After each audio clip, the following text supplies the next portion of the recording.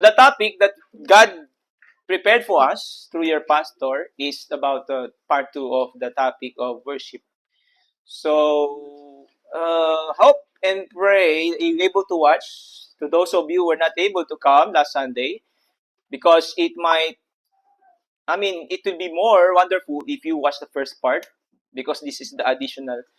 Actually, this is the next in another level of discussion. So, the first one is a little bit lighter, or should I say the introduction or the meaning, what is worship, but this one is more deeper in discussing about having the right understanding. The part one now, how do we respond, how to have the right worship. Okay, so let's recall quickly what are the topics that we have discussed for the lesson 1 to 5. So first lesson, lesson 1 is what? The two greatest commandments. So it's not a new commandment. This is the same commandment was brought to Israelites. The 10 commandments is the same. Loving God and loving others. And the second lesson is about our faith, how to live by faith. So God is calling us to have the tough believing God, to have the deeper faith in God, whatever the circumstances. So God is looking for people who can be used and people who have a strong faith in Him. Because how can God work if you don't believe? Thirdly, stewardship. We know that we fully understand that everything that we have, anything that comes to our hand, anything that we saw, able to touch, able to what we have until now, for how many years, it's not yours. It all belongs to God. So that we call it the law of ownership. So you don't own your land. Even the title of your land is written on your name. So that's the reality. Second is the law of stewardship. So God handed over to Adam and to the other generation until our generation. So we should take care of that. We call it caretaker, manager, stewards. Next, Christ likeness. So we are not only called to get to know Him, but also to become like Him. So if you get to know Him, once you get saved, you know Him. So of course you don't just follow on a certain person or I come on, I invite you to come to the church. You should know the person first, or else you might end up scum, fool, being deceived. Okay, so now that all of us are Christians, we know Him. Jesus is the way, the truth, and the life. It doesn't stop there. It continues to get to know Him and become like Him. It's not about becoming Jesus itself. You cannot become like Jesus. It's about becoming a true Christian. Okay. And next is lesson 5. It's about worship. Last Sunday, we talked about the air that we breathe. Last time, you experienced not able to breathe. I hope you still remember. Um, you know, somehow we complain that COVID came, but somehow God is saying, what if I bring back again the COVID? Because during that time, people are all worshiping from their heart. So we don't want to take for granted. So now that we learn the reason why you're here, because you have the air that you're breathing for free. And then secondly is how to have the right way of worshiping this God. Because let's go to the text. What is our key verse? This verse, I don't intentionally choose this. And I preach this. I don't know why God, this Romans 12 verse 1 always being brought up, to me and to you. So in Louisiana, we had the survivors camp. We choose this as the theme verse.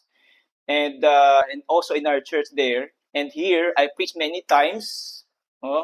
And now, God gave us about the right way to worship. So let's read it all together. Ready, begin.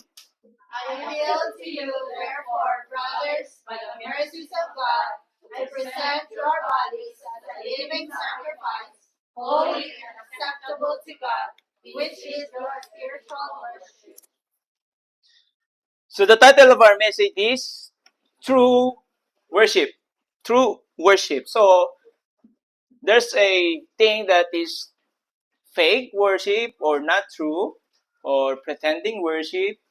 So a living sacrifice. True worship is a living sacrifice. So our verse, take note of the verse. What does it says? You can find the verse in Romans 12, verse 1. It says there, a living sacrifice. So not dead. It's a living sacrifice. And take note, acceptable. So it's important that when we worship, we always ask the question, did I we not always ask if I was able to worship today. We always want to ask, did God receive my worship? Because there are things that is not acceptable to Him. Please be reminded of that. So the title is True Worship. True worship. The word often describes worship or define worship as uh, singing songs or attending. By just attending and singing songs, it's not only about that, but in Romans 12 verse 1, we need to understand that the writer reveals that the true worship is far more than music or attending the church. It's far more than that. So it's all about the complete surrender. Wow. Did you know that I had the struggle? When I was a listener, oh, Sunday again, I have to listen to this pastor, and I'm going to be, although the pastor doesn't intentionally mention your life, but it's about the conviction that you have heard that word through that pastor. God sent a message, and you are convicted, and the Lord tells you to do it every Sunday. Okay? So, before I became a pastor, I was able to hear the word of God, and I was able to come up, oh, I'm doing the wrong worship before. So, Romans 12 is not only about singing songs or attending here, but it's all about complete surrender of our lives to God. As long as you have the air to breathe, it always speaks about the grace of God. When you talk about grace, it's about, you always hear that grace period. It talks about the time. The time was given to you and me. When is the right time that you decide to completely surrender? Oh, some of us, we might worship half, 20%, 30, 40, 60. But every time we sing the song, I surrender all, we, are, we cannot deny that the Holy Spirit is convicting you to completely surrender. Or else, you might gonna really enjoy the blessing of being saved. Remember, David says, when he sinned against God and his son died, he knows that is his fault. He says, Lord, restore to me the joy of my salvation. See, he's had the fully conviction that it is his fault and he needs to be serious about his relationship with God. So, after, I do believe you have read the book of Romans. It's a wonderful book. If you read chapter 1 to 11, it speaks about the grace, that we are all sinners, that we're not able to pay that. Even we try our best to be good, but still it falls short. It doesn't pass the qualification of this holy God. Of course, I do believe we all agree that you want to go to heaven. Am I right? If you ask a person, especially in Philippines, we are all Christian nation, you want to go to heaven? Yes. Who doesn't want? Maybe 1, 2, 3 people only. But we believe we want to go to heaven. But in order for you to go to heaven, John 14 says, 6 verses, Jesus said, I am the way, the truth, and the life. No man can come to the Father but by me. It's not about your religion. It's not about your good works.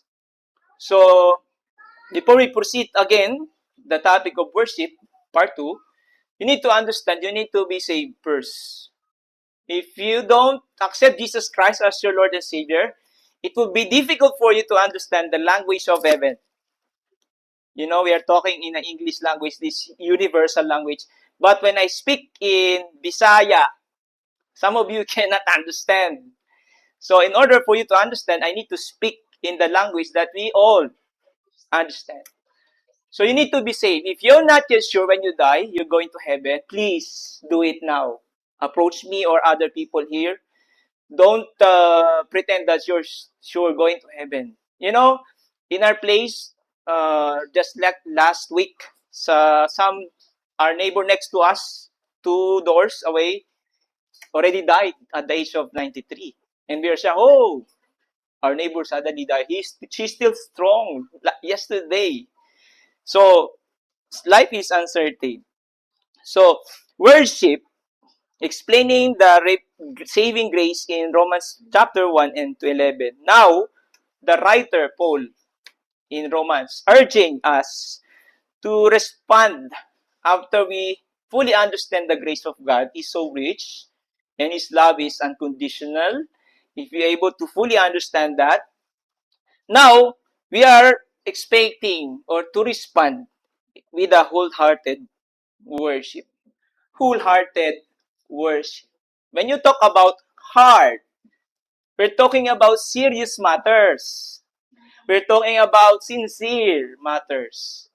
Of course, you can hide from me any issues of life, but we cannot hide to God who created your heart. Actually, before I preach this message, it's not, you're not the first one to get hurt or get offended with this because it is me first who, I don't want to hide the truth. And you need to also to hear the truth because it helps me, to have the right worship. And I do believe nobody wants to have a fake worship. Rather, we all agree to have the right way of worship, which is wholehearted worship.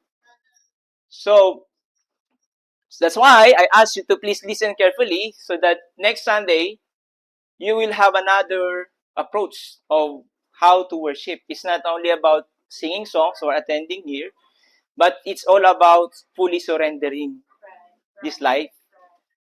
And let's continue. So worship, for our introduction, we need to understand it's not simply what we do on Sunday.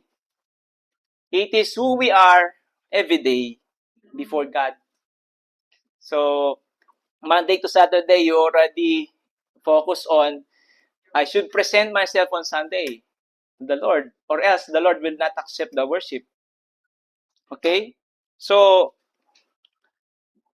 true worship is a sacrificial worship. I do believe you sacrifice a lot, and God allowed it to happen through your life so that you can fully understand what is sacrificial is. Have you able to sacrifice already? For many years. You love, you give all, and it still doesn't meet your expectation. It always happen. You love, you get hurt, you love again. And keep loving and loving. We call it sacrificial. It's too much already. It's beyond what I can do. Do you agree on that? That's what sacrificial is. You don't just give because it's the leftover. You don't give just only for your convenient status. Okay? It's more about the deeper way of giving yourself. You're actually giving yourself. That's what sacrificial is. So, Romans 12, it says, I beseech you, brethren. It's about the HBC family to present your bodies a living sacrifice, holy and which is your reasonable service. So true worship, let's proceed. True worship is what? We need to understand the first one is I'll say this, so important to you to hear, for us to hear. True worship requires something. It costs you something. The the answer first to your bulletin is the cost. There's a cost for everything. Oh, cost of worship. So what does it says? Romans 12 verse 1a. Present your bodies as a living sacrifice. Not only sacrifice, but a living sacrifice.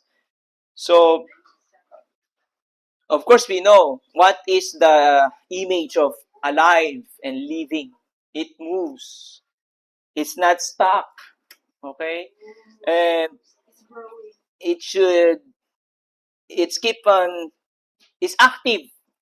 Okay? It's active. Did you know that worship before in the Old Testament times, they call it the sacrificial system. There's a system. They don't just give the offering just only to give, okay, right away. So worship is never treated lightly in the Old Testament. Okay, let me mention to you. There are specific requirements in the book of Leviticus. First one, the offering had to be, of course, should be acceptable and without blemish. Okay, do you see a white shirt when you wash your clothes? There should be no stain. Should be clear white. Okay, or a bond paper. No stain. Just plain white. Then the blood was the central for atonement. Okay? In order for the offering, even though it's clear white, blood also requires. Because in the blood, there's life.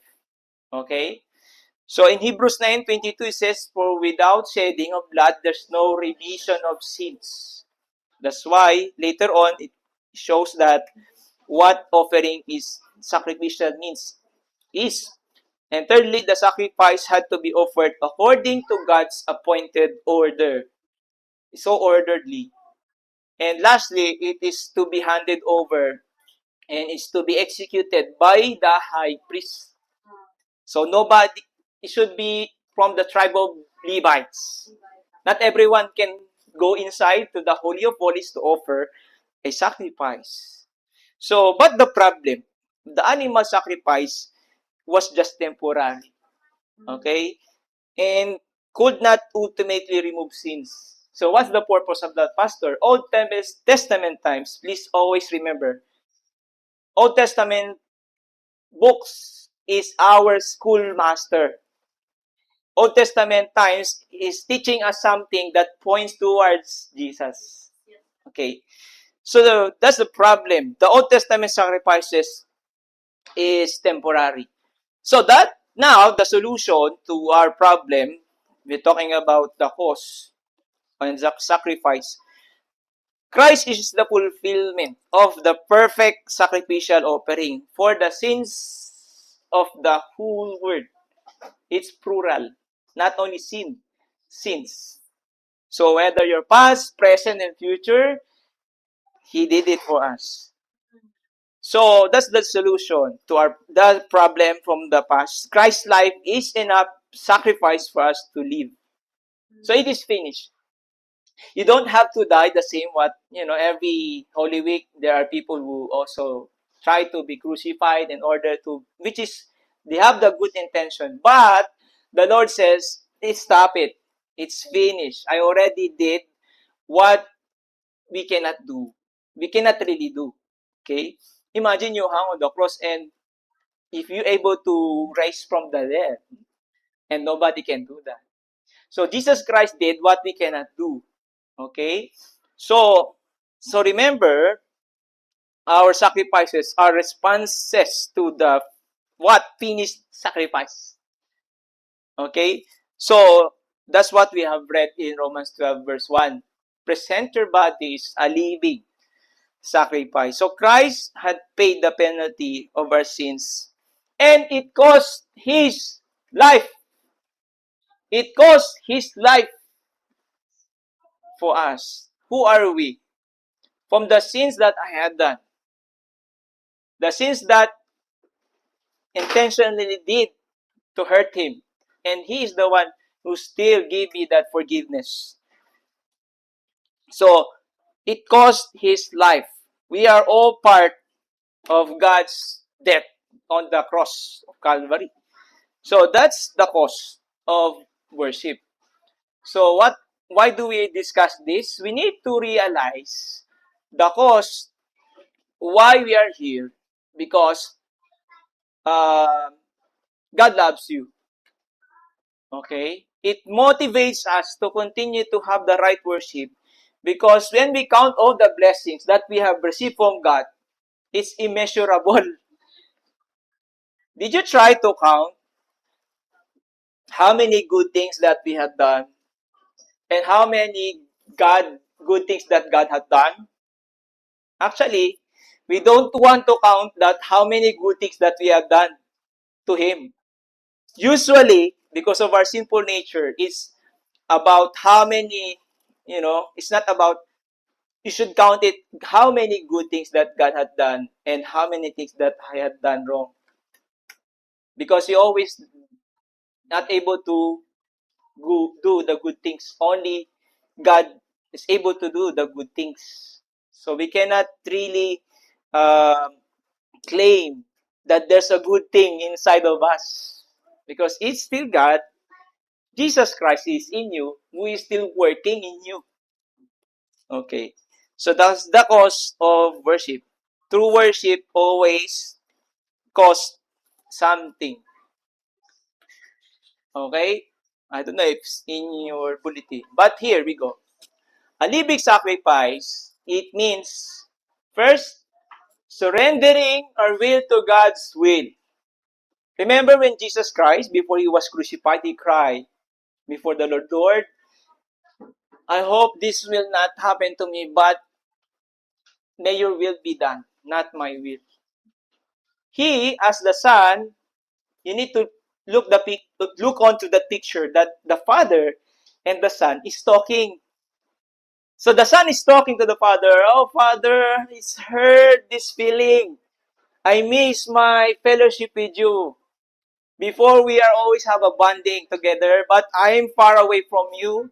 I'm here in the world, suffering for the sins of the people and obeying the duty that was given to me, which is to die on the cross for the sins of many. So, surrendering our will.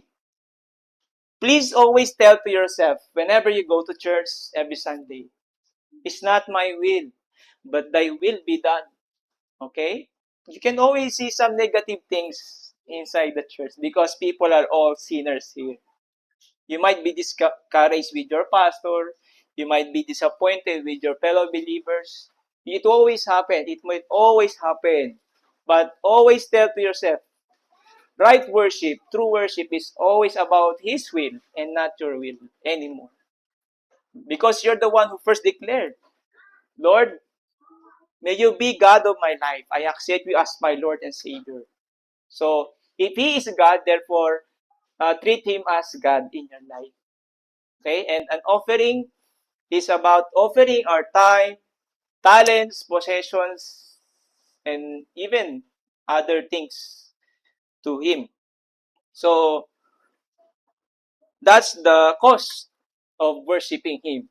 And then, living every day for God's glory. So, when you go out after this, or Monday to Saturday, there's always things to praise Him Monday to Saturday, not only Sunday. Okay? So, and then we need to understand also that the cause of worship teaches us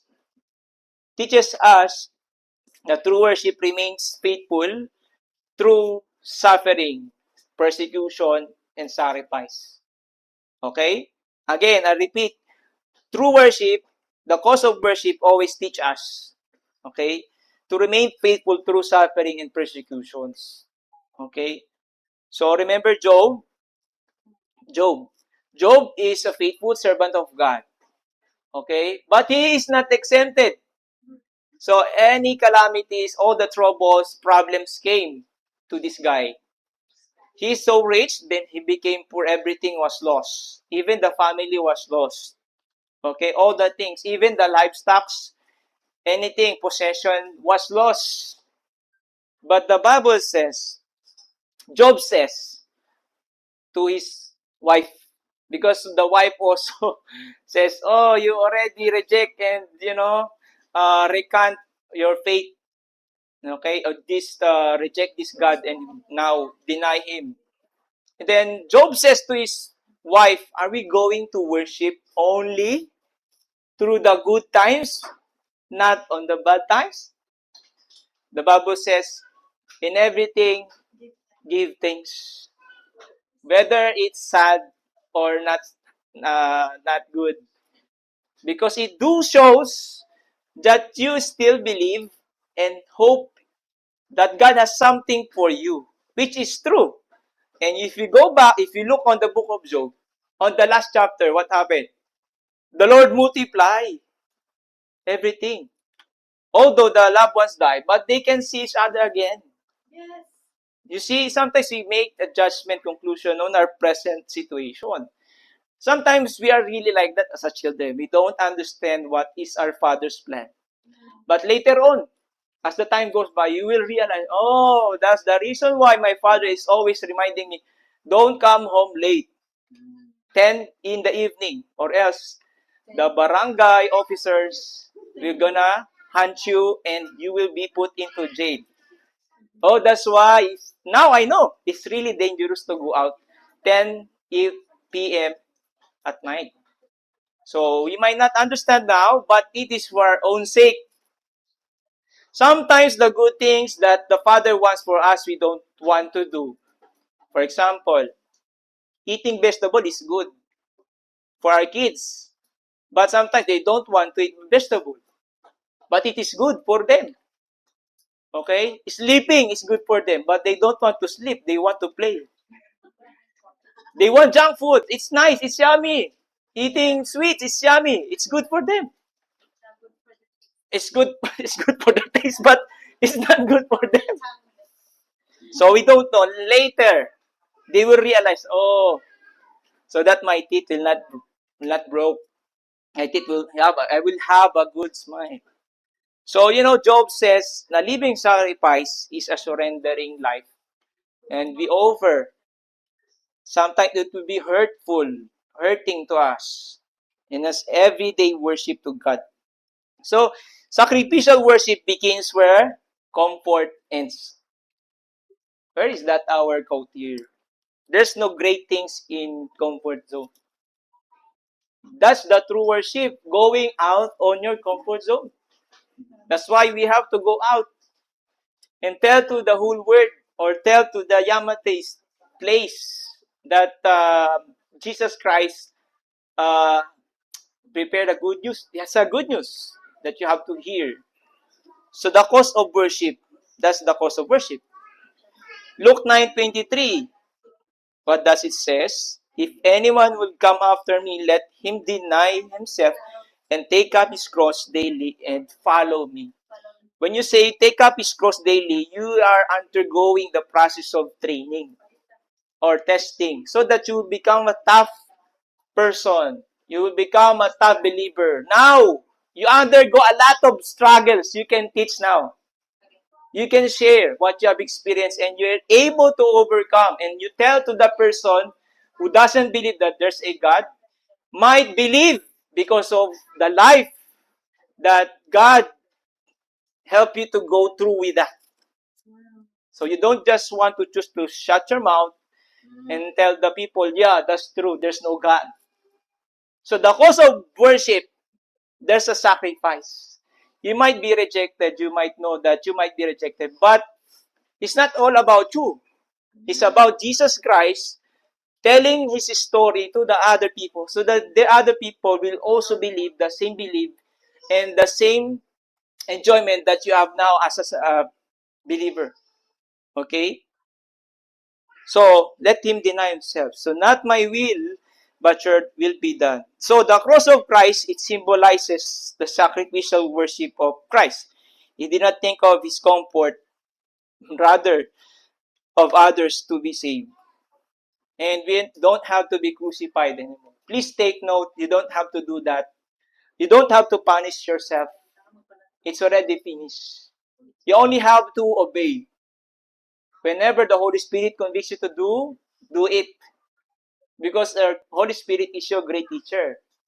And He will lead you to the right direction. Then don't believe on the noise of the word.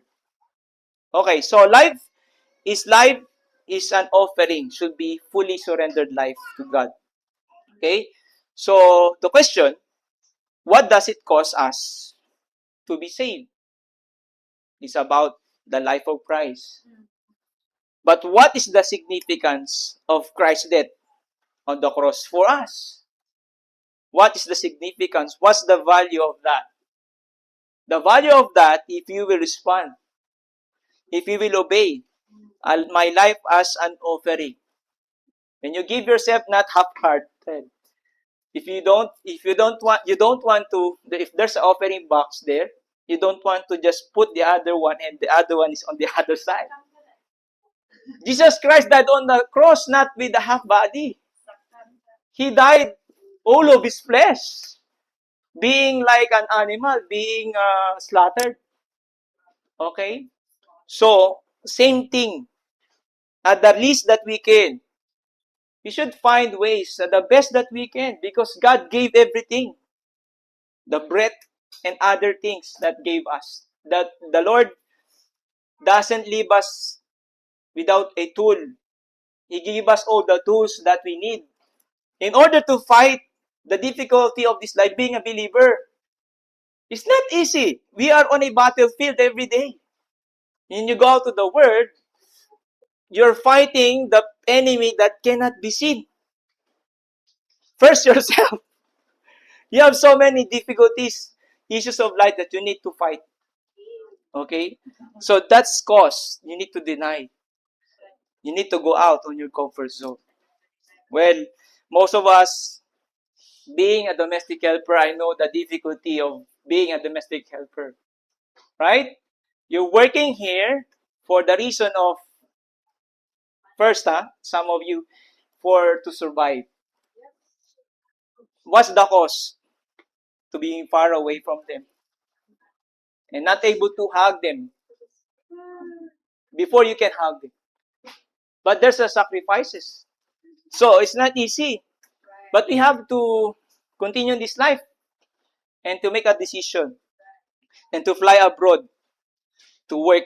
Sometimes not able to eat properly, not able to sleep properly, and so many things mistreated by employers.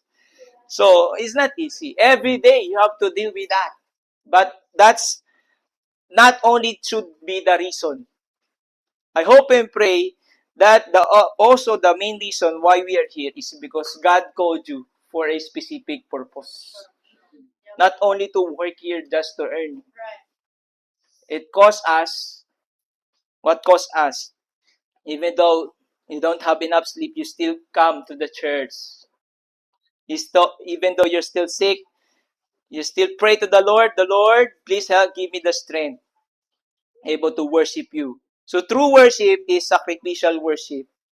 It may cost us everything, your time, talent, strength, health, and possession. So the question again, what has my worship cost me lately? Okay, it's a good question. Has my devotion required sacrifice or only on my convenience?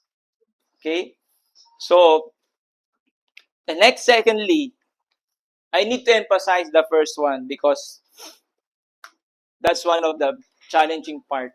The next is the fake worship.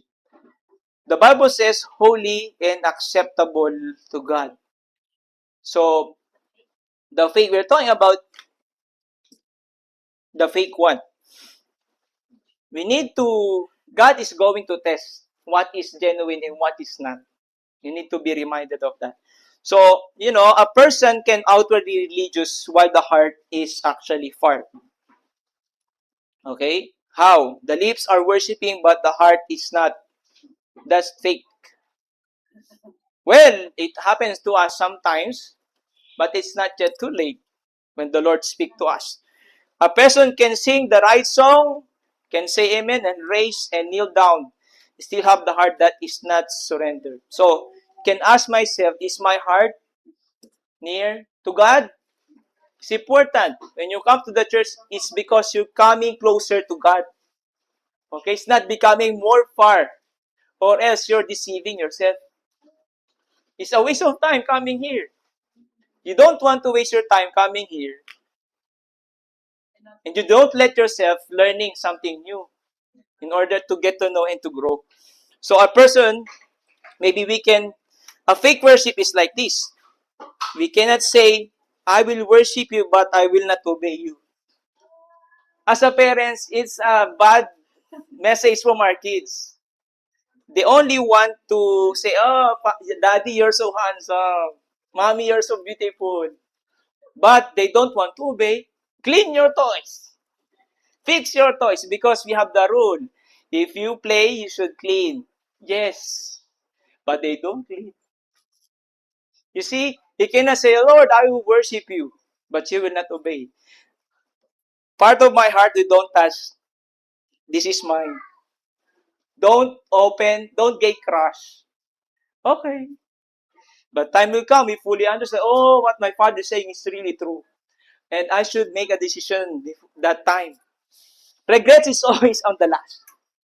So life after you hear the word is always about making decisions. Maybe the true worship is like this. Lord, because you are worthy, I will obey you. So not every act called worship is accepted by God. False worship may look impressive outwardly but lacks genuine devotion. So not every act called worship is accepted by God. Secondly is false worship may look impressive outwardly but lacks genuine devotion. So it's so important. We always need to go back to our communion, our quality time with God, to reading the word and praying. At least at the very basic. You don't want to come to your house without talking to your father or your mother. They come from very hard work. They come to the house and you ignore them. It's not a good relationship. So, fake worship includes worship without obedience. Worship without obedience. Worship for public recognition. Worship with an unrepentant heart. Worship focus on personal experience rather than God's glory. It's always about yourself. So that's about fake worship. 1 Samuel 16:7, very familiar verse. For man looketh on the outward appearance, but the Lord looketh on the heart. That's why God called prophet Samuel. So Jesus actually rebuked the religious hypocrisy of the Pharisees who knows the law.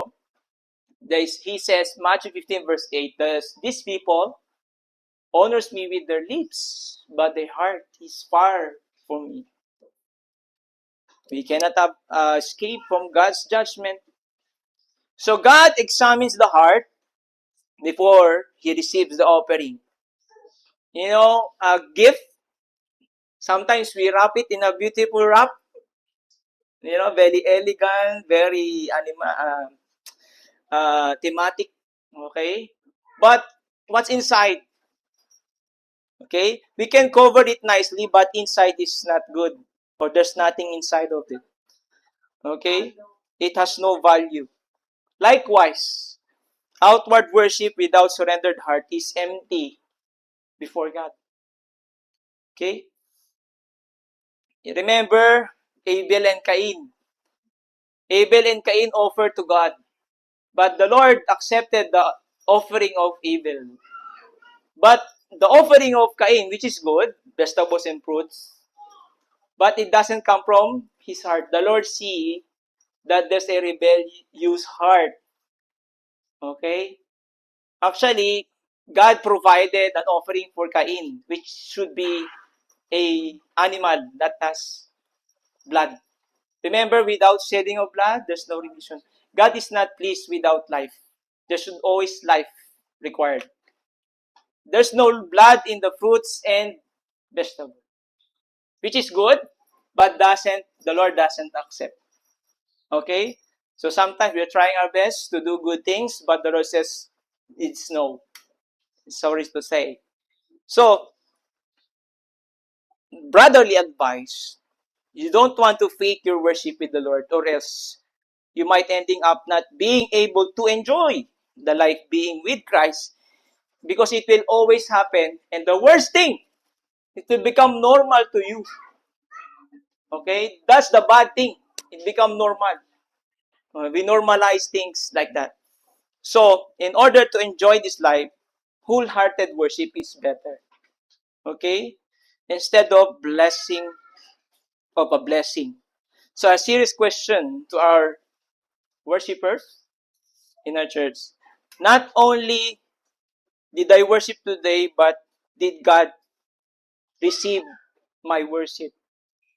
Because we're worshiping a God. Okay? Thirdly, the consequences. Oh, here. Cain brought an offering, but God rejected because his heart was not right. In Genesis 4, 3-7. And not only that, God examines the heart before He receives the offering. And then, true worship, thirdly, is the consequences of a wrong worship. We need to know there's a consequences in everything that we're doing. What you sow, you will reap. So when you sow wrong things, you will reap wrong things. So we need to understand we have to have a right worship in order to have the right sacrifice before God. So it says in Romans 1:21-25 and Romans 12, verse 1. Okay? So wrong worship always produces wrong living. When people refuse to worship the Creator, they begin to worshiping created things. Remember what happens in Exodus 35, if I'm not mistaken? Moses went to the mountain to get the commandment from God, and then when he comes back, the people make their own image, created in a golden calf. I think there's nothing wrong with the object. What's wrong is you're trying to misrepresent who God is. Did you see God? Nobody sees God. In fact, the Bible tells in John 1:12, no one has ever seen God, only the Son. Okay. John 4:24, God is a spirit. Spirit means cannot see his air, or, you know, God is invisible, but you can see him in a way, in a mysterious way. His worshiper, it says in John 4:24, must worship him in spirit and in truth. That's why you cannot see us. We have some images here. Okay, we don't have images here because we don't want to misrepresent who God is. Only the Son can describe. Well, you can see some pictures in the online, Jesus Christ. But did you know that there's no camera before? How can you fully describe the person? You might describe it maybe 90%, but not 100%. Maybe the nose is not that sharp, or the eyes, or the eyebrows is too thick.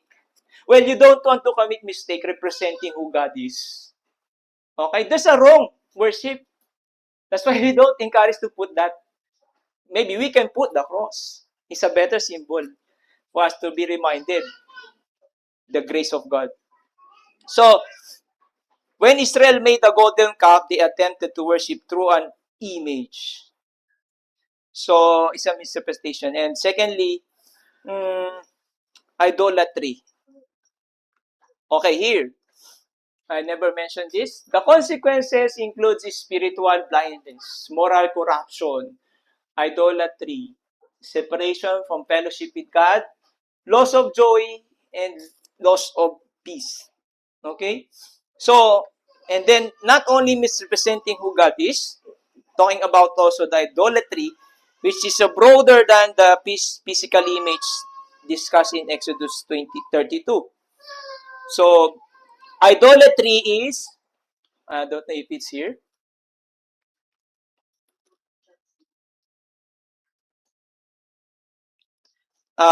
Idolatry is whatever controls your heart, loyalty or trust, especially obedience, that become an object of worship. Anything that takes God's rightful place in your heart can become an idol. It might be your job, it might be your phone, it might be your loved ones, etc., etc. Anything that replaces God's rightful place in your heart, we call it idolism. Okay? So that's wrong. And not only that, wrong belief. Oh, wrong worship when tradition becomes more authoritative than scripture. Okay? Tradition is not automatically evil. But it will become evil when the tradition become more authoritative than the word. Okay? So, example, Pharisees become religious on washing their hands as a ceremonial purification. But that's the physical part. But the inside part is still dirty. Sins. They hide their sins. Hypocrisy. Jesus condemning them, but they don't have that repentant heart.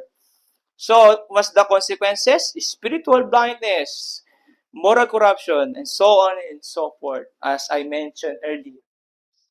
And then, whatever captures our greatest affection becomes our true object of worship, which is a wrong worship. Okay? And lastly, true worship is a Christ-centered worship. Romans 12 verse 1, Jesus Christ is both the foundation and the focus of our true worship. Okay? Because you cannot go directly to God. You need to remember that. You need to learn. You need to understand. We cannot offer directly to God because God is a holy God. And if we are a sinner or we still sin, the Lord will not really accept that. So through His Son, Jesus Christ, everything will be accepted through His name, and Jesus Christ will come to the Father. Father, this is the offering of your brethren from HBC. Please accept. Wow, this is the apple of my eye. I will accept that. There's a song where He is the Lamb, the darling of heaven, was crucified. How can the Father will ignore that? Because He saw His wonderful Son. Okay, but when He saw Edre, Pastor Edre, oh, who is this? I don't know you. There's no wonderful thing on you. But when the Lord saw your heart, Jesus Christ is in your heart, God will be pleased. So our worship is acceptable only because of Jesus Christ. That's why on my introduction, I always make an intro. If you're not yet saved, please be saved first before you offer something to the Lord. Because the Lord will not accept offerings only through His Son, Jesus Christ. Okay? So, Christ-centered worship means here, we're going to end, flowing from gratitude for God's mercy. Okay? We understand that it's because of His mercy that we are able to come here and to sing and freely enjoy the life despite of our shortcomings or our failures. Worship empowered by the Holy Spirit. This is the most ignored person of God, and we always want to recognize the presence of the Holy Spirit in us. And worship is rooted in God's word. Okay? Not on our personal experience. Because Bible is enough. There's a lot of experience. And Worship that exalts Christ above self. Remember why Lucifer, because of pride, God gave him the space, a place to worship by himself in hell. So, above self, Christ above self. And worship expressed through holy living. And lastly, to become the perfect sacrifice. Jesus became the perfect sacrifice so believers could become living sacrifice. Okay, so, and lastly, our worship is no longer about earning God's favor, but responding to His grace. If there's a favor that will come, that's good. It's bonus. It's addition to what we need. But the mere fact that we are still alive, I think that will be enough to respond. It do shows that we are able to experience the grace of God. So, Romans 12 verse 1 begins with the words, by the mercies. Okay? By the mercies of God. So, worship is never a payment. Okay? We need to know the church is not a payment for the salvation that we have received. Okay? You don't have to pay God. You don't need payment. It is the response to the salvation by His mercies. That's why I always pray to God, Lord, I know I'm mindful that I hurt your feelings yesterday, but because I prayed, but by your mercies, I can still worship you. So rather than pretending, Lord, I'm a righteous person. You know me, right? I'm a pass on your qualification. I can worship you with full confidence. I can say, well, pride is the most bad sin. The first sin from heaven. It started from the pride. So therefore, the greatest worship we can offer is not merely a song from our lips, but a surrendered life upon God's altar. Okay? So every conversation, every decision, every act of service, every moment of obedience can become act of worship when done for Christ. So when Christ has your heart, He has also your worship. Okay? Just give your heart to the Lord. Again, I ask again, did God receive my worship? Is it acceptable or approved to Him? Okay? Before we leave later, am I merely attending or have become a living sacrifice to God? True worship is a sacrificial worship. You have to give wholeheartedly